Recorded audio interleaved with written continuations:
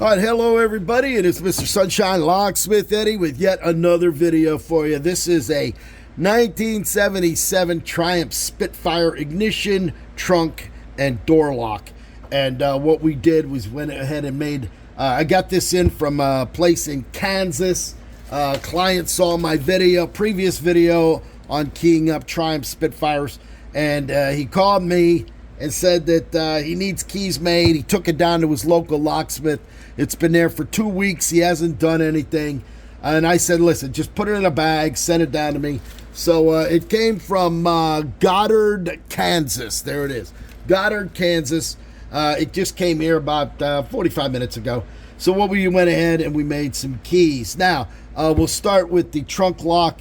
Trunk lock here. It is a, I didn't have the exact blank FC7, so we used an EN15 coal. I cut it down, put it in. Key works perfect. You can see that the pin goes up and down. Once it goes into the housing, it'll lock it down, and you close that, and it's done. All right, the door lock here is we used an MZ5. I didn't have the 62FS or the 62FT blank, so the MZ5 fits in there beautifully.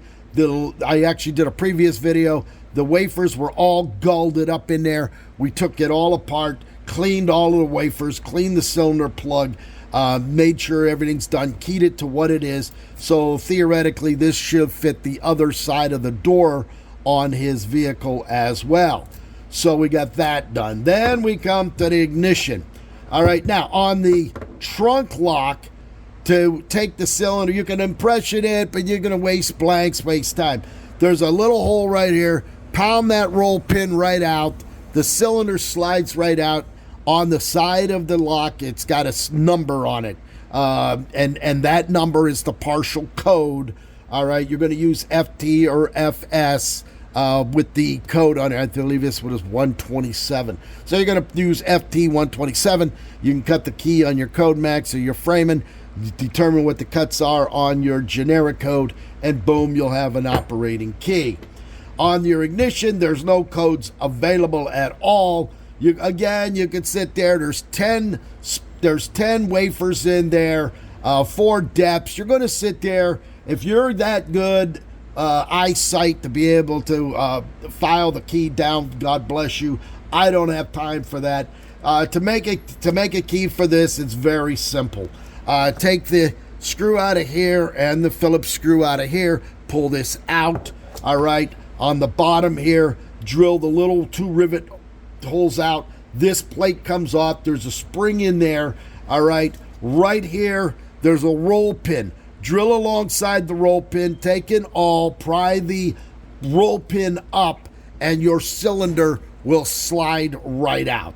Once you have the cylinder out, which I did a previous video, there's another piece on the back of the lock. Take your same center roll pin punch that through, separate it, and slide the cylinder right out. You're going to get all 10 cuts, 4 depths, and by putting it in, you can sight read it, and boom, you made the key, operates, and it turns beautifully. So there you go. For a 1977, that would be what, 43 years old.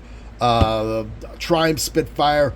We had the key done in about all of them in about less than 30 minutes. So there you have it. I'm going to go ahead and fill this up right here, and he'll be done. It's ready to go. He's got 2 operating keys. We got a trunk key and a door key. He's good to go. When I call him, and if he wants extra keys, I'll do it at that time.